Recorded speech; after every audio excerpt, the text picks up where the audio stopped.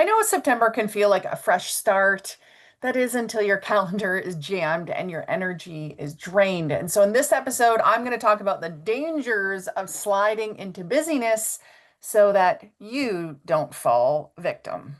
And while I am talking about how there's oftentimes the September overload, this episode can be good for you at any point, either when you're already busy and you're needing some help, or on the flip side, where you want to prevent getting like way too busy. And the key thing I want you to remember is having a busy calendar does not equal your worth. And this can be a big problem for a lot of high achieving women, right? How many times have you talked to someone and said, "How's it going?" And they're like, "Good, but busy." Right? And I hate when people say to me, "Oh, you're so busy." Like I don't want to come across as busy. I do have a lot of things going on in my life, but I've worked really hard to not be so busy so that I can have life balance, so that I can not be stressed, and that I can have just overall better quality of life and better relationships. So even though September looks shiny and new, it can often turn into a trap of overloading our calendars, saying yes to everything, because this is often the time that things have started. And that's why I did an episode where I've gone through kind of these three steps of figuring out, are we going to keep things? Are we going to cut things? Are we going to create things? Meaning things in your calendar, because oftentimes in the summer things, right? Tasks come off, responsibilities, networking groups, sports, and on and on and on, commitments. So listen to that episode as well. This kind of like bounces off of that. So let's get back to the idea of busyness being a badge of honor. I used to feel proud when people say, "Oh, you're so busy." I'm like, "Oh, I am." Like I have lots going on. But what I realized, it doesn't serve me. And a lot of times being busy doesn't equal being productive, right? And for women entrepreneurs, for female professionals, being busy can really just be a disguised disconnection from true success. I'm going to go into that a little bit more. So, true success, how would you paint your ideal life? What would be your ideal schedule? Where would, your relationships be ideally? And let's look at every single area of life.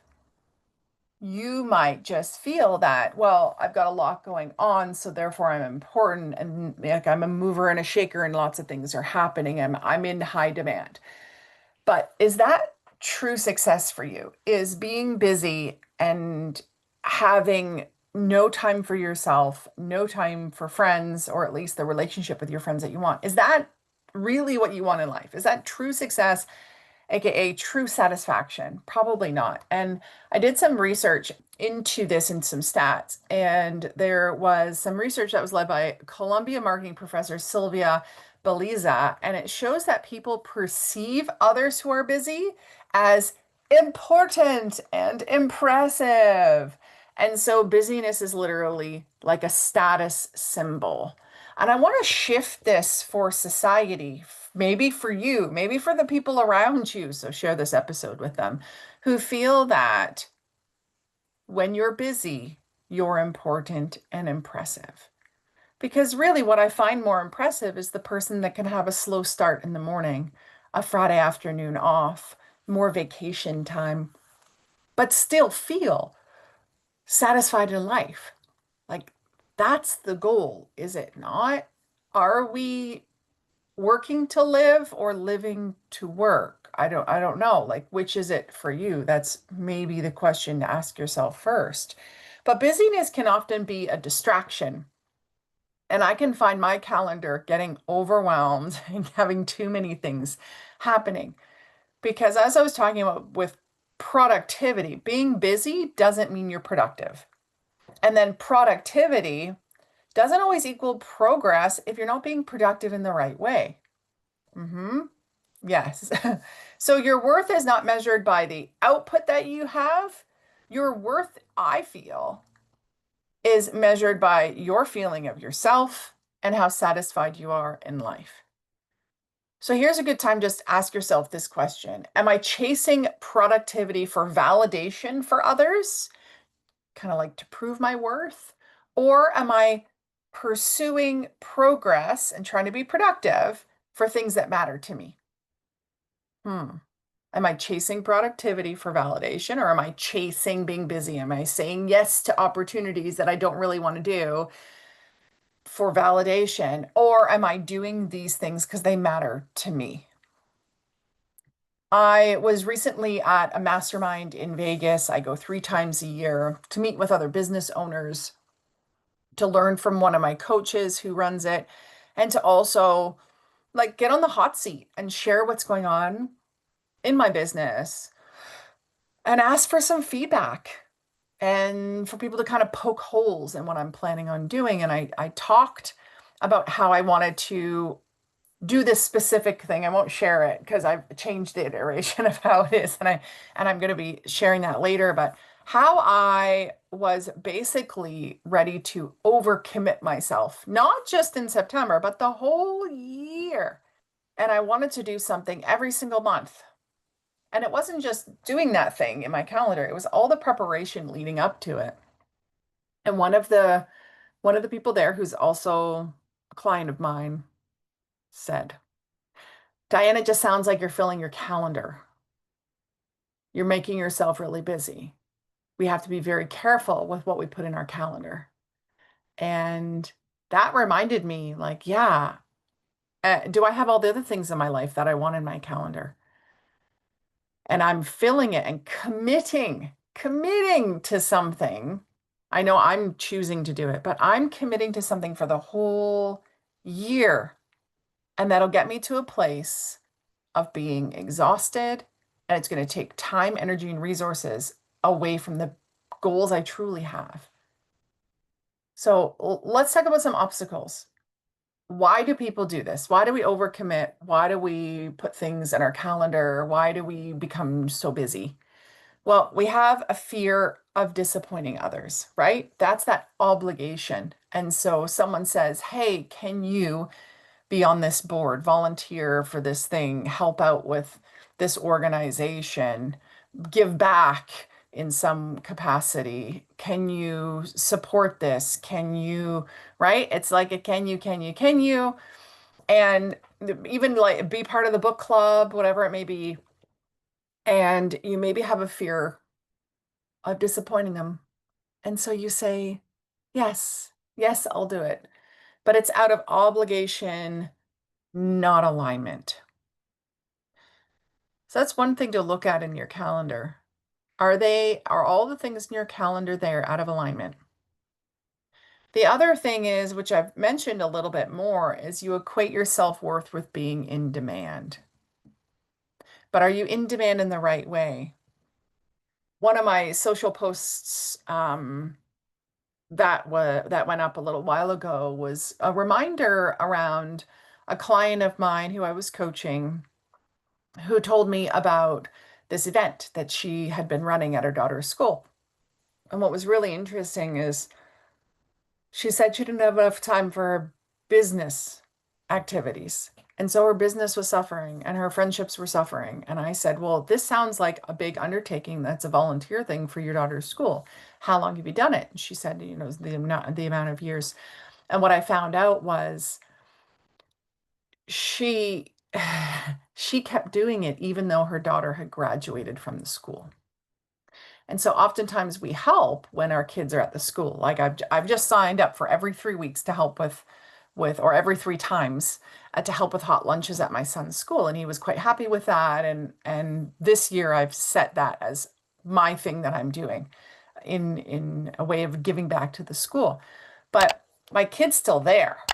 And so for her, she felt so good about being kind of in demand and being the one that was putting this on that she kept doing it even though her daughter had graduated. So that would have been a really good thing to pass off, and she did. That ended up being her last year. But it made her feel good to be running that. The only problem is the self-worth that came from that didn't pay her bills and didn't move her business forward. And so She just needed to move that energy into something that actually was going to help her reach her goals. And the third piece around why we often do this is how the society, culture, it glorifies the hustle, right? So you're like, oh yeah, I'm doing this and I'm doing this, and wow, I've got all these things I'm doing. When really, like, who are you being? And what do you have in your life that is just helping you to feel like, this is exactly how I want my life to be? Don't want you to be super busy. What are the benefits when you are able to slow down? When you are able to not have so much in your calendar? You have clearer priorities and direction, right? Because you're not pulled in all these different ways, and you're taking the time to say what actually deserves to be in my calendar and what do I want to put my time, energy, resources towards. And when I say resources, it could be financial resources, it could be other resources that you have, your home or your car or other things, your skills and talents, your team. So other places, other things that you can use for resources. So the second piece of why you'd want to slow down is obviously more meaningful progress towards your long-term goals. I have been talking about writing a one-woman show, and that definitely took a back seat to other things that I was doing. You know, the mission trip to Kenya and other things. They moved in and they were still in alignment, still important. But this goal of mine to write this one woman show, it's kind of a long-term goal in that there's going to be a play and it's going to go on and there's going to be a second and a third play as long as things go well.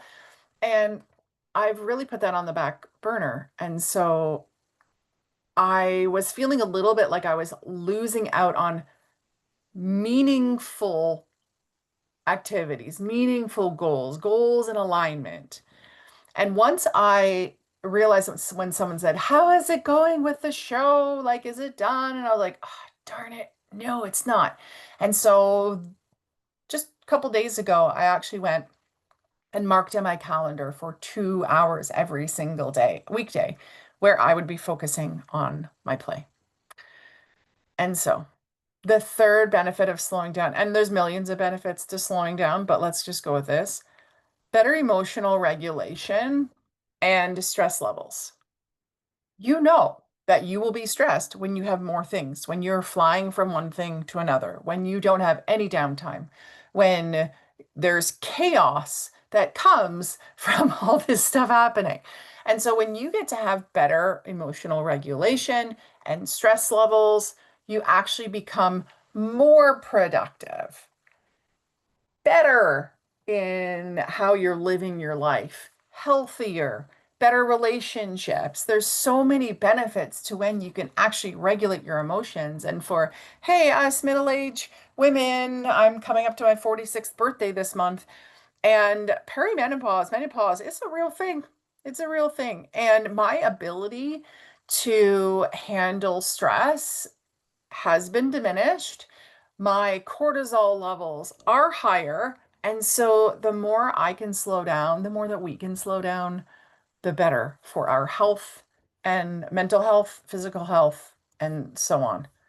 So what happens if we don't deal with this? If we just continue to get into this trap of busyness, we'll probably be burnt out by like mid-October, definitely before the end of the year.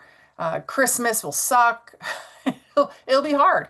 And a stat that I pulled from Deloitte says that 77% of employees have experienced burnout at some point in their careers, right? With many citing poor work-life balance as the primary cause.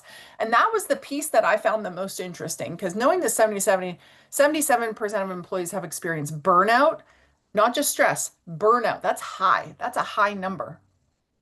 That's like 3 out of 4 people have experienced burnout. Now, their definition of burnout, I'm not sure what it is, but citing poor work-life balance as the reason, the primary cause, there you go.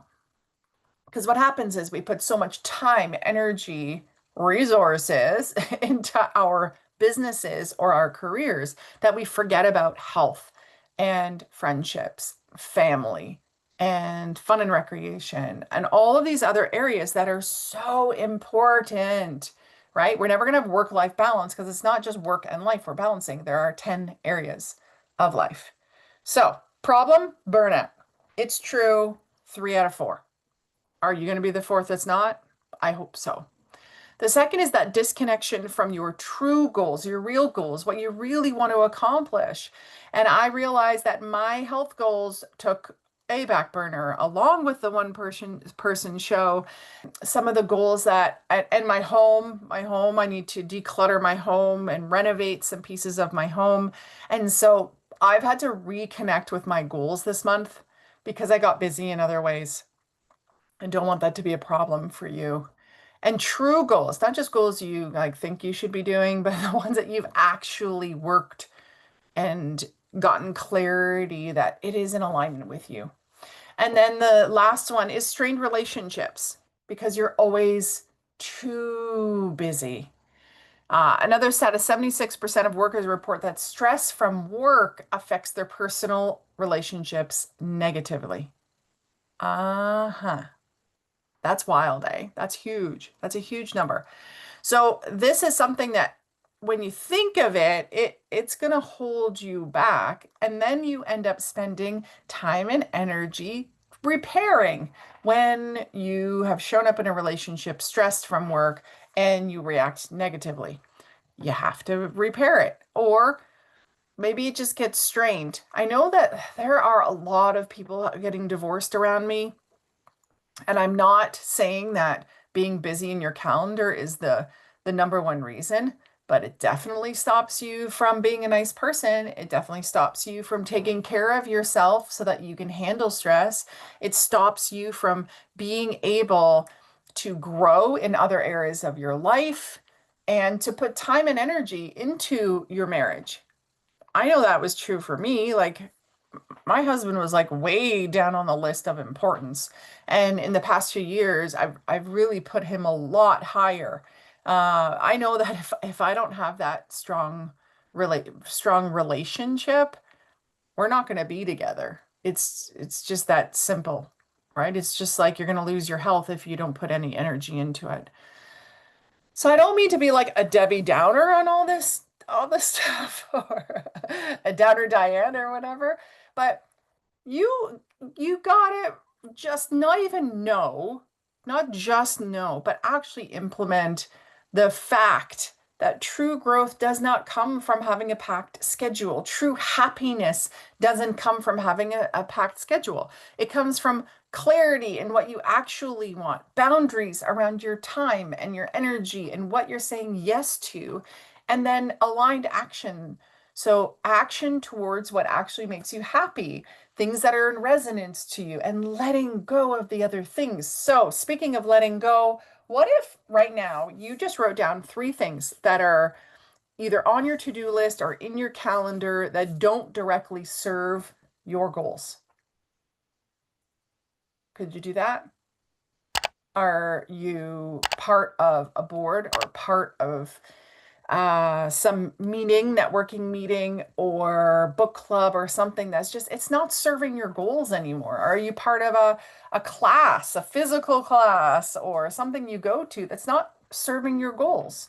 So it might be not at the level you're at. Maybe you're taking piano lessons and you are part of a group class, you just need one-on-one. I don't know how it all works, but if there's something in your schedule that doesn't directly serve your goals, in some way or another. And I'm not saying don't volunteer because that volunteering could serve your goals of giving back, just like I'm going to help with a school hot lunch program. Trust me, that is not helping me build my business, but it is helping to give back to the school. And my son is really happy about it. And so my goal is to build that relationship with my son even more.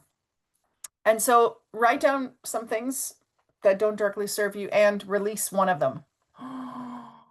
Can you do it? Can you release one of them? I believe you can. I know you can do it. When you do it, let me know what it is. So I'm going to wrap up there. Just avoid the dangers of sliding into busyness. really value your calendar. The thing that I've done is I've just gone in and put in things that matter, like the set gym times, lunch time, and adding in also CEO time so I can work on my business, not just in my business. As I've shared, I'm putting in the one woman show uh, time now so I can be blocking that out and then let other things come in. Because I'll tell you, it's much easier to say no to something when you have strong yeses in your calendar, because then you're actually saying, oh, if I say yes to this, I have to move this or get rid of this from my calendar. Let me know how this podcast episode has impacted you. Share with a friend, hit subscribe, and until next time, stay dynamic. Bye.